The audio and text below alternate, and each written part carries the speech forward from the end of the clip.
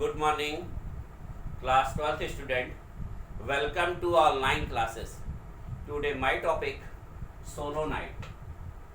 सबसे पहले हम solenoid क्या है आपको एक्सप्लेन कर देते हैं. Solenoid, a cylindrical coil, a large number of turn. A cylindrical coil, large number of turn is called solenoid. A cylindrical shape current carrying conductor. A cylindrical shape current carrying conductor is called solenoid.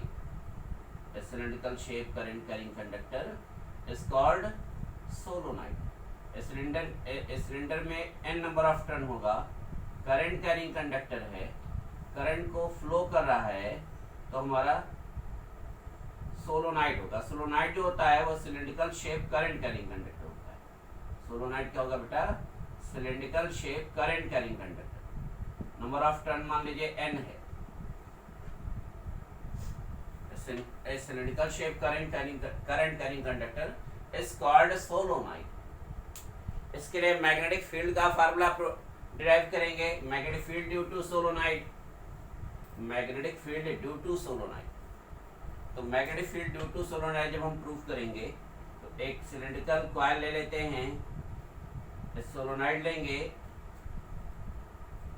और ampere circular law apply करके magnetic field का formula provide कर सकते हैं.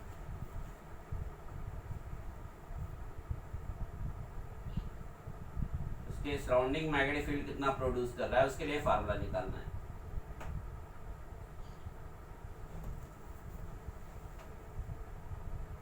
उसमें A B C D segment, A B C D segment.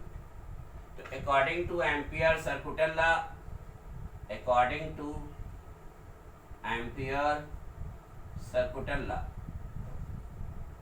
according to ampere's circuital law, whole line integral BDL is equal to mu naught I. whole line integral BDL is equal to whole line integral B dot DL. A B के लिए लेंगे A B plus whole line integral B dot D L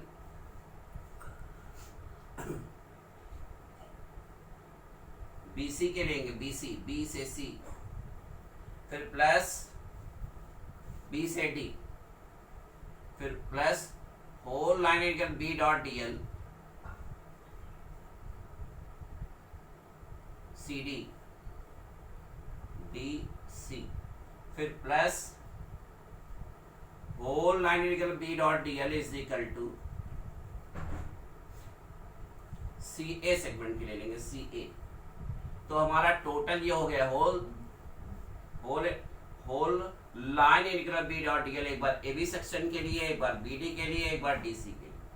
तो बेटा इसमें जो B D है और ए सी है परपेंडिकुलर है, थीटा 90 ले लेंगे तो हमारा जो हो जाएगा B whole line integral DL is equal to B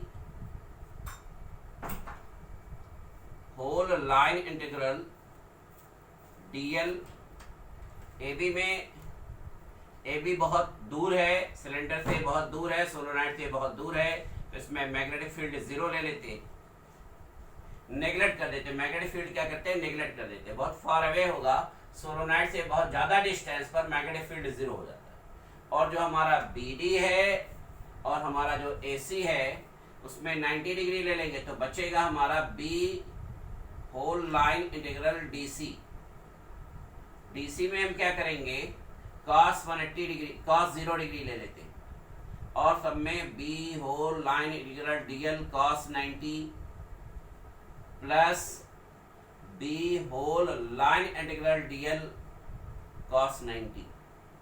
जो 90 डिग्री पर है वो 0 ऐसे हो जाएगा और ए बी सेक्शन बहुत दूर है इसलिए 0 हो जाएगा. तो B line whole line integral DL यानी L is equal to mu naught into I, mu naught into I. If number of turn to be N, if number of turn to be small n, number of turn n ले लेंगे तो B L is equal to हमारा mu naught N I हो जाएगा,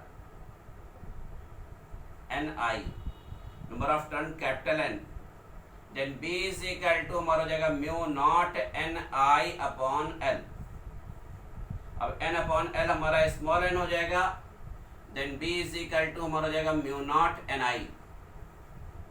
यहाँ small N जो है वो नंबर ऑफ टर्न पर यूनिट लेंथ, स्मॉल एन जो है वो नंबर ऑफ टर्न पर यूनिट लेंथ। तो बेटा जब हम मैग्नेटिक फील्ड प्रोड्यूस करेंगे एम्पियर सर्कुलर लॉ के लिए, तो एक बार ए बी सेक्शन के लिए, एक बार बी डी के लिए, एक बार डी सी के लिए, एक बार ए सी के लिए। तो ए बी फॉर अवे है इसलिए मैग्नेटिक फील्ड जीरो होगा। ए बी हमारा क्या है, फॉर अवे है इसलिए मैग्नेटिक फील्ड जीरो होगा। और ए सी और बी डी परपेंडिकुलर है तो थीटा 90 ले लेंगे तो कॉस 90 जीरो हो जाएगा। तो हमारा जो होल लाइन इंटीग्रल होगा ओनली सीरीज सेक्शन के लिए होगा, क्योंकि सीरीज सेक्शन में थीटा हम कॉस जीरो ले रहे हैं, कॉस जीरो की वैल्यू 1 होती है।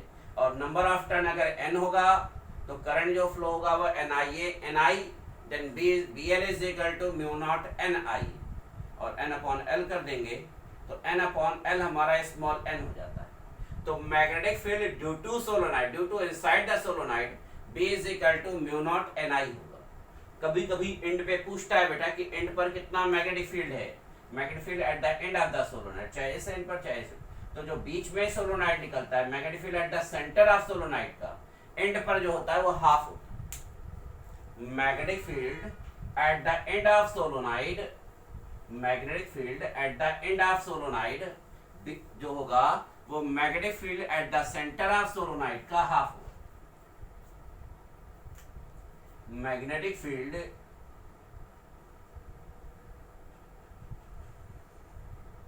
At the end of solenoid, end of solenoid, तो B इज इक्वल टू हमारा हो जाएगा mu naught N I upon 2, और सेंटर पर B is equal to mu naught N I होगा। नेक्स्ट है हमारा toroid. What is toroid?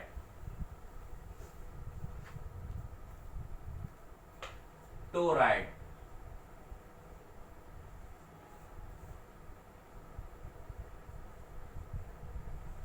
The endless solenoid is called toroid. जैसे सोलोनाइड है इसको टर्न कर दे, सर्कुलर शेप में कर दे, इसका एंड ना हो, endless solenoid, endless solenoid is called toroid. The endless solenoid is called toroid. इसमें एक हालो रिंग जैसा बन जाता है।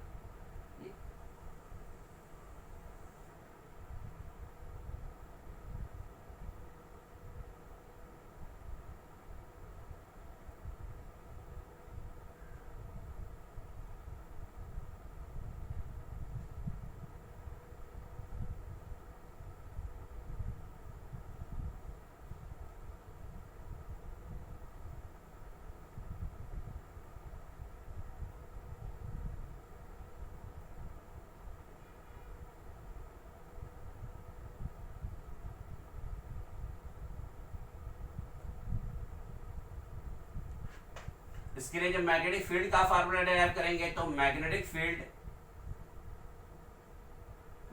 Field due to toroid, due to toroid, तो मैग्नेटिक फील्ड ड्यू टू जो टोराइड होगा वो एम्पियर सर्कुलर लॉ ही अप्लाई करके निकालेंगे। तो ampere's circular law, ampere's circular law, तो whole line integral B dot dl is equal to mu naught I.